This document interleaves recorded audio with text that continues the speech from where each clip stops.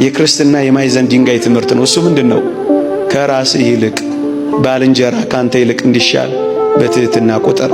በክርስቶስ ኢየሱስ የነበረ ይህ ሐሳብ በእናንተ ዘንድ ደግሞ ይሁን።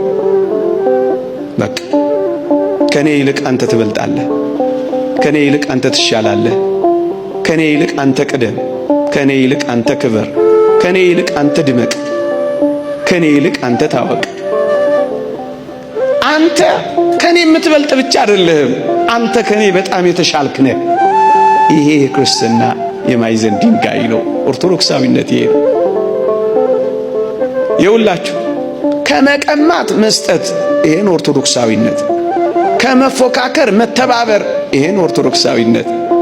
ከውድድር ክብብር፣ ይሄን ኦርቶዶክሳዊነት።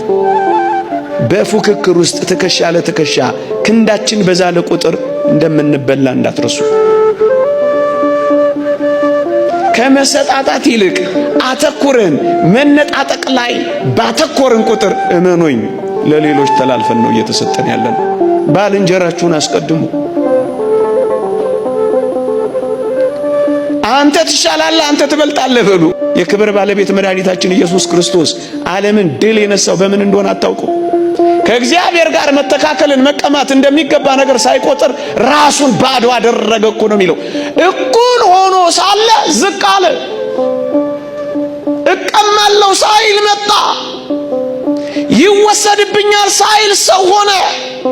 በክርስቶስ ዘንድ የነበረ ሐሳብ ማለት ይሄ ነው። እኩል ሆነ ሳለ ዝቅ በል። አስቀድመው፣ አስበልጠው፣ የተሻለ አድርገው። አያምንህም። ያኔ ዓለም ሰላም ለምን አልሆነችም ካላችሁኝ፣ ዋናው አጀንዳዋ እኔ በልጥ ፉክክር ውስጥ ስለገባች እኮ ነው። አንዱ ድሮን ሲፈጠር አንዱ ጸረ ድሮን እየፈጠረ መከራውን የሚበላው ለምን መሰላችሁ? እኔ በልጥ ስላለ ነው። ይሄን ዓለም የሚያንጫጫው ውድድርና ፉክክር እኮ ስለሆነ ነው። ያንዳንዶች ወሬ አትሰሙትም? በአንዳንዶች መቃብር ላይ የበላይነታችንን እናሳያለን ማለት ምን ማለት ነው? ፉክክርና ውድድር እኮ ነው የገደለ። መነጣጠቅ እኮ ነው እየቀበረን ያለው።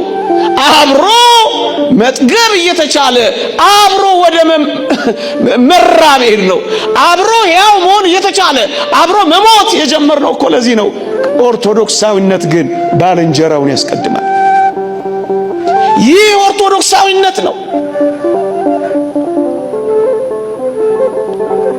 ይህ ሰላም ነው ወገኖቼ። አንተን ካስቀደምኩኝ አንተ ስትከብር ባይ አይከፋኝም፣ ምክንያቱም ትበልጠኛለህ። አንተ ብትንቀኝ እንኳን ቅር አይለኝም።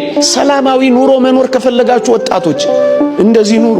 በጌታችን ዘንድ ያለው ይህ ሐሳብ በእናንተ ልብ ካለ ሰላም ነው የምትሆኑት። ቢያመናጭቃችሁ፣ ቢንቃችሁ፣ ቢያጥላላችሁ፣ ቢበልጣ አትጨነቁ። በጣም ነው ደስ የሚላችሁ። ልታከብሩት ነው ትከሻውን የምትሸከሙት። የጎደለውን ነው የምትሞሉለት፣ ሽንቁሩን አይደለም የምታሰፉለት። ሲከሳ ነው የሚጨንቃችሁ፣ ሲገረጣ ነው የሚጠባችሁ። አትፎካከሩም፣ አትወዳደሩ። ቅዱስ ዮሐንስንና ቅዱስ ጴጥሮስን አላያችኋቸው? ጌታ ተነስቶ መቃብሩ ባዶ ሆኖ ማርያም መግደላዊት ነግራቸው ወደ መቃብሩ ሲገሰግሱ ምን እንዳደረጉ አላያችሁ? ያቅማቸውን ይሮጣሉ እንጂ እኮ አልተፎካከሩም። ምን ያፎካክራል? እግዚአብሔር በሰጠ ጸጋ አታገለግልም? ምን ያወዳድራል? ቅዱስ ዮሐንስ ፈጥኖ በመሮጡ አረጋዊውን ጴጥሮስን አልናቀውም።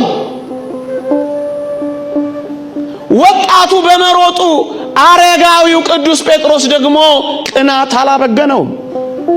ክርስትና ማለት ይሄ ነው።